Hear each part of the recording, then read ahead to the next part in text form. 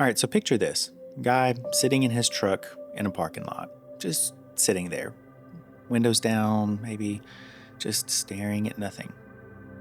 He did that thing again. The thing that he swore last week was the last time.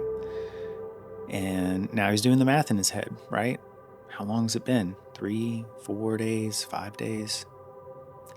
Look, he's not a bad guy. He loves his wife. He goes to church. He works hard. But he's been fighting this thing for years, and he just keeps losing.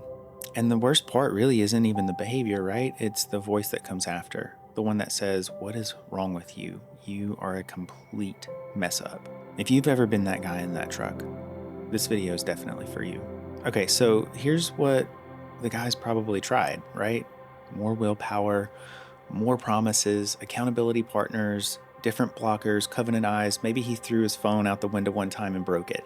Maybe he's prayed over and over again more than he can even count.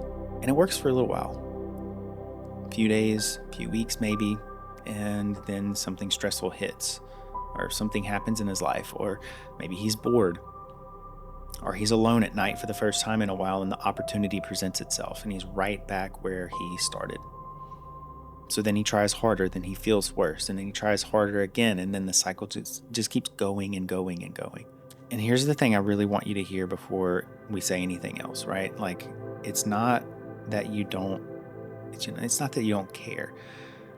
You definitely care enough. The problem is maybe that you're just trying to fix something in the wrong way. And I'll go into that in a minute. See, most people have the wrong picture of what sex addiction really is. They think that it's about just liking sex too much. It's kind of like saying like an alcoholic just really enjoys beer, and that's not really what's going on. It really, more so often, is about the pain. Usually old pain, stress that you never really learned to deal with or sit with, loneliness that just goes way back, maybe stuff from when you were a young kid that you never really said out loud to anybody. And then what happens over time, that over the course of time that you actually engage in this behavior, your brain just learns that, hey, it brings relief. Even if it's temporary, it's going to bring relief. But it's real enough that it kind of keeps you in that cycle over and over again. And then over the course of time, it just really honestly stops being a choice. It becomes more of kind of like a reflex.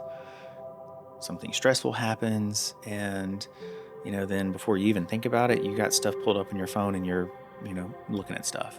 And then we got to talk about shame, because shame doesn't help, right? And you think that it would. You think that it would really help get you to stop, because shame is really powerful. It kind of feels backwards. But the truth is that shame is like it's its own kind of pain. And when the pain gets bad enough, you reach for the thing that makes you comfortable and makes it go away, even if it's just for a little bit. So then the loop looks like this, right? Like you act out, then you feel terrible, then the terrible feeling gets really unbearable, and then you act out again, just to get some relief, and then that cycle goes around and around and around. And then you think if you have more willpower, it's going to break it, but it doesn't. It just wears you out faster and then faster and faster, and it just gets so hopeless sometimes. What really can actually change things, though, is getting really honest about what's going on underneath. Not just white-knuckling it, right? Not just coping with it and getting through and doing better. It's just really getting to the deeper stuff. But the truth is like until you get to that point, it's like you're trying to hold the lid on the pot that's already boiling. It's going to continue to boil over and over, and you think you have control over it, but every now and then you get the steam that burns your hand. And then you let go, and then some steam comes out, and then it's still boiling underneath. You got to figure out what is making that water boil. So let's go back to the guy in the truck, right?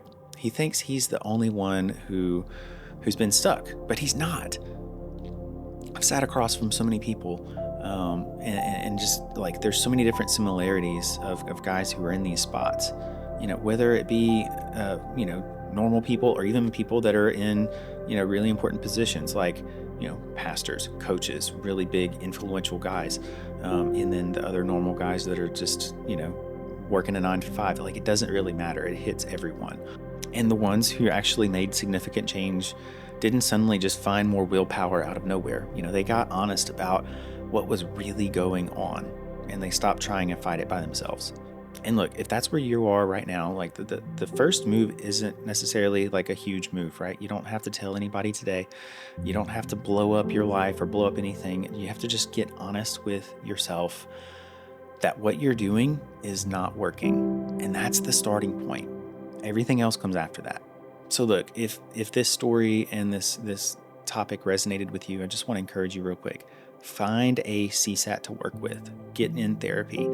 CSAT stands for Certified Sex Addiction Therapist, right? And it's a very specific credential. It's on top of actually being licensed as a therapist, right? There's extra trainings, extra stuff to do, and we're actually trained in all of the things. So not every therapist knows how to work with this stuff. And so sitting across from somebody that actually knows what they're doing is really important. So you can actually search for a therapist in your area on itap.com. I'm going to put the link in the description. Just know that there's people trained that can actually like work with you on this stuff. And of course, I'd love you to click the subscribe button below. I definitely want to keep doing more videos like this, just stuff that really resonates, because I just want you to know that you're not alone. You're not alone in what you're dealing with. You're not alone in your story. And you could relate to the guy in the truck like I was talking about earlier. Yours may be a little bit different, but I'm sure you can relate to some aspects of it. But I definitely want to keep doing content like this. So click that subscribe button. And I just want you to remember, you're not the only guy that's been in that truck, and you don't have to stay there. So don't stay alone. I'll see you on the next one.